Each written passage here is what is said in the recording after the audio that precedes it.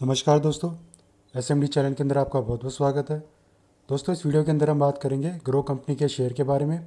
जैसे कि आप अपनी स्क्रीन पर देख पा रहे हैं दोस्तों, ये आज का डेटा है 17 नवंबर का, और आज ही के दिन दोस्तों 17.45% की एक शानदार तेज़ी इस स्टॉक के अंदर हमें देखने को मिली है। इस स्टॉक के अंदर दोस्तों ये तेज़ी आज क्यों आई है, इसके बारे में हम बात करेंगे। प्लस एक छोटा सा कंपैरिजन करेंगे हम इसके कंपटीशन वाली कंपनी जो कि है एंजल वन, और देखेंगे कि शॉर्ट टर्म और लॉन्ग टर्म में कब तक हमें स्टॉक में रुकना चाहिए और कहाँ पर आकर प्रॉफिट बुकिंग करनी चाहिए। अब दोस्तों मेन बात कर लेते हैं ज़रा इसकी न्यूज़ के बारे में। कंपनी की तरफ से दोस्तों एक बड़ी शानदार न्यूज़ निकल कर आई है। कंपनी ने जो है 1 लाख करोड़ रुपए का मार्केट कैप को टच कर लिया है। ये बहुत ही शानदार न्यूज़ निकल कर आई है दोस्तों, जिसके चलते स्टॉक में तेज़ी हमें देखने को मिल रही थी। और जब इसकी आईपीओ की लिस्टिंग हुई थी दोस्तों, तब इसका मार्केट कैप हमें देखने को मिला था 91,622 करोड़ का, जो कि आज की डेट में बढ़कर 1 लाख करोड़ रुपए का हो चुका है। इसी के चलते दोस्तों इस स्टॉक में हमें एक बहुत ही शानदार तेज़ी देखने को मिली थी। और जिनको भी दोस्तों आईपीओ में अलॉटमेंट हुआ है यहाँ पर, जैसे कि आप देख सकते हैं, मुझे पर्सनली इसका अलॉटमेंट मिला था। 150 शेयर मिले थे 100 रुपये के प्राइस पर, और टोटल रिटर्न करीब करीब 75% के आसपास अब तक बन चुका है। तो दोस्तों इस स्टॉक में जिन्होंने भी आईपीओ के टाइम पे खास तौर पर अलॉटमेंट मिला है, या फिर आईपीओ के लिस्टिंग के बाद इस स्टॉक में ख़रीदारी करी है, अगर उनका नज़रिया शॉर्ट टर्म का है, लॉन्ग टर्म का है, तो अब इस वीडियो को आप थोड़ा सा ध्यान से देखिएगा दोस्तों, क्योंकि हम इसको कंपेयर करने वाले एंजल वन से। एंजल वन में भी दोस्तों आज एक अच्छा मोमेंटम था, और ये भी थोड़ा सा फोकस में स्टॉक, और जिस तरीके का तेज़ी का ट्रेंड हल्का सा इसमें हमें देखने को मिल रहा है, जल्दी ही ये 3,000 के पार हमें जाता हुआ देखने को मिलेगा। अब दोस्तों जरा हम अपनी मेन बात पर आते हैं।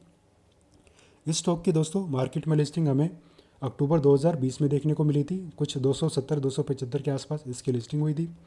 तब से लेकर अब तक दोस्तों यानी कि 5 साल 1 महीना हो चुका है, मोटा मोटा आप मान लीजिए। अगर इन 5 सालों में दोस्तों ये 270 से लेकर 2847 पर आज की डेट में हमें देखने को मिल रहा है। हालांकि दोस्तों इस स्टॉक में जो तेज़ी के कई सारे कारण थे, जैसे कि सबसे बड़ा कारण था हर हफ्ते मतलब हर डे जो है वीकली एक्सपायरी हुआ करती थी। जैसे कि FinNifty, bank Nifty, Bankex भी आ गया था, फिर सेंसेक्स निफ्टी, हर रोज़ एक एक्सपायरी हमें देखने को मिला करती थी, और अच्छा खासा वॉल्यूम बना रहता था, जिसके चलते स्टॉक में तेज़ी का ट्रेंड हमें देखने को मिला था। हालांकि अभी दोस्तों कुछ दिन पहले न्यूज़ आई थी सेबी के चेयरमैन की तरफ से, कि जो वीकली एक्सपायरी अभी चल रही है सेंसेक्स और निफ्टी में, उनको जो है वीकली बेसिस पे अभी वो कंटिन्यू रहेंगी। उनको कट करके, मतलब ऐसी न्यूज़ थी कि अब वीकली एक्सपायरी पूरी तरह से बंद हो जाएंगी और मंथली रहेंगी। ऐसा कुछ नहीं होगा दोस्तों, बस छोटी मोटी कुछ अपडेट्स होंगी। सरकार की तरफ से भी क्लियर करा गया था हाल ही में, जिसके चलते दोस्तों इन स्टॉक में भी हमें कुछ तेज़ी देखने को मिल रही है। तो दोस्तों मोटा मोटा मेरा कहने का जो नज़रिया है, जो मैं कहना चाहता हूँ आपसे, अगर आप शॉर्ट टर्म के हिसाब से बने रहना चाहते हैं ग्रो कंपनी के स्टॉक में, तो अभी आप चाहे तो करंट लेवल पर प्रॉफिट बुकिंग कर सकते हैं, 200 के भी पास कर सकते हैं, और ये तेज़ी ऐसे कंटिन्यू रही अगर 300 तक के भी टारगेट आप कंसीडर कर सकते हैं, अगर आपका नज़रिया वेरी शॉर्ट टर्म का है और आप ज़्यादा पेशेंस नहीं रखना चाहते, और आप पेशेंस रख के स्टॉक में ट्रेडिंग अगर करते हैं, मार्केट में रहते हैं, तो कम से कम दोस्तों आपको भी 5 साल इस स्टॉक को देने चाहिए ग्रो कंपनी के, क्योंकि 5 साल एंजल वन जो है दोस्तों 275 से लेकर 2800 के करीब पहुंच चुका है। तो हो सकता है दोस्तों अगले 5 साल में सब कुछ ठीक ठाक रहा, तो ग्रो भी जो भी हमें 174 पे देखने को मिल रहा है, ज़्यादा नहीं तो हो सकता है 1174 पे देखने को मिले, और हो सकता है 2800 के पार भी हमें जाता हुआ देखने को मिल सकता है। लेकिन दोस्तों एक चीज़ हमें और देखनी है, एंजल वन में आज की डेट से अगर हम आज से कंपेयर कर रहे हैं, आज की डेट में इसका मार्केट कैप कितना है, करीब करीब 25,000 करोड़ का है। और मेन चीज़ दोस्तों जो इसके प्रमोटर की हिस्सेदारी है वो कितनी है, वो हमें करीब करीब 29% देखने को मिल जाती है, और सबसे ज़्यादा रिटेल और अदर की 43% देखने को मिलती है। तीसरे नंबर पर एफ आते हैं, जिनकी हिस्सेदारी 13% के आसपास हमें देखने को मिलती है। और वहीं अगर हम ग्रो का देखें, 1 लाख करोड़ का इसका मार्केट कैप तो आज हो गया है, लेकिन प्रोमोटर की हिस्सेदारी यहाँ पर हमें 28% के आसपास देखने को मिलती है, और सबसे ज़्यादा हिस्सेदारी दोस्तों यहाँ पर हमें एफ की देखने को मिल रही है, जो कि है 57%। अब किसी भी स्टॉक में दोस्तों एफ की हिस्सेदारी ज़्यादा हमें देखने को मिलती है, तो डेफिनेटली उस स्टॉक को एक थोड़ा सा अच्छा स्टॉक माना जाता है शॉर्ट टर्म और लॉन्ग टर्म के लिए। खासतौर पर शॉर्ट टर्म के लिए तो बहुत ही ज़्यादा अच्छा माना जाता है। लेकिन अगर हम 5 साल से दोस्तों मान के चले, अगर हम 2030 तक स्टॉक में बने रहना चाहते हैं, तो हमें किन किन बातों का ध्यान रखना चाहिए। हमें देखना होगा दोस्तों हर क्वार्टर में जो कंपनी के कैसे प्रॉफिट निकल कर आ रहे हैं, प्लस प्रॉफिट के साथ साथ दोस्तों में सबसे ज़्यादा मेन चीज़ पे जो हमें ध्यान देना होगा, जो शेयर होल्डिंग पैटर्न है एफ और प्रोमोटर का।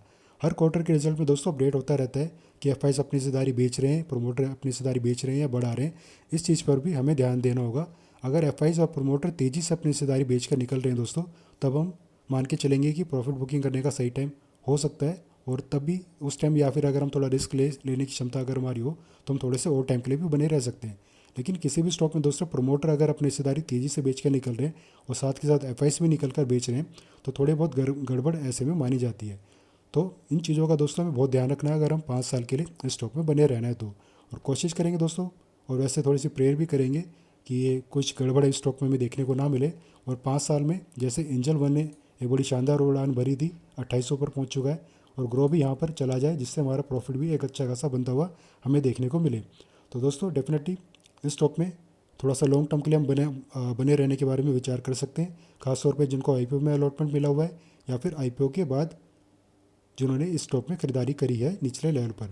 लेकिन एक बात का ध्यान रखिएगा दोस्तों, अभी स्टॉक में हमें तेज़ी भले ही देखने को मिल रही है, लेकिन एक बार के लिए थोड़ी सी बड़ी प्रॉफिट बुकिंग यहाँ पर हमें आती हुई देखने को मिलेगी। और आज की डेट में भी दोस्तों प्रॉफिट बुकिंग आई थी, लेकिन वो बहुत ही कम लेवल पर आई थी। थोड़ी बहुत जो सेलिंग हमें देखने को मिली है दोस्तों, जिन्होंने शॉर्ट टर्म के हिसाब से खरीदारी करी थी आजकल में, उन्होंने थोड़ा बहुत अपना माल यहाँ पर बेचा है और एग्जिट किया है। लेकिन दोस्तों अगर किसी एक इंसान ने अपने शेयर बेचे हैं तो उसको खरीदने के लिए 10 लाइन में लगे हुए थे। तो इतनी ज़बरदस्त तेज़ी हमें यहाँ पर देखने को मिली थी। वॉल्यूम भी आप देख सकते हैं कितना मैसिव हमें यहाँ पर देखने को मिला था।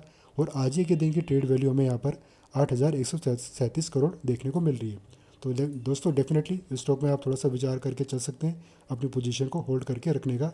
और अगर आपने अभी तक खरीदारी नहीं करी है, आप चाहे तो करंट लेवल पर थोड़ी सी खरीदारी करके चल सकते हैं। सारा पैसा आप यहाँ पर ना लगाएं, क्योंकि हो सकता है आगे चल के एक बड़ी प्रॉफिट बुकिंग आए और थोड़े से सस्ते प्राइस पर भी हमें खरीदने को मिल सकता है। तो आप दोस्तों जिन्होंने खरीदारी नहीं करी है, करंट लेवल पर थोड़ी सी खरीदारी करके चलें, और जब भी इसमें थोड़ी बहुत गिरावट आए तब आप यहाँ पर थोड़ी बहुत पोजीशन बनाते हुए चल सकते हैं। तो फिलहाल के लिए दोस्तों इस वीडियो में इतना ही। दी गई जानकारी अगर आपको अच्छी लगी हो, यूज़फुल लगी हो, तो वीडियो को लाइक करना, चैनल को सब्सक्राइब करना। धन्यवाद।